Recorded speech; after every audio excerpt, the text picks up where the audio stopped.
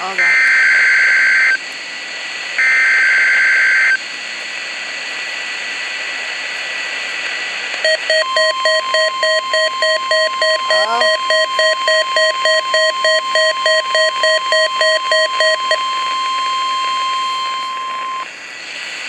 Yep.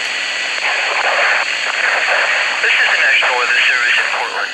Proceeding with a test of NOAA Weather Radio's warning alarm. When potentially dangerous weather situations threaten, the National Weather Service transmits a signal that automatically activates specially built receivers to warn of the impending hazard. Tests of these receivers are normally conducted every Wednesday between 11 a.m. and noon. If there's a threat of severe weather on the day of the test, it will be postponed until the following week. This concludes the test. We now return to our regular programming.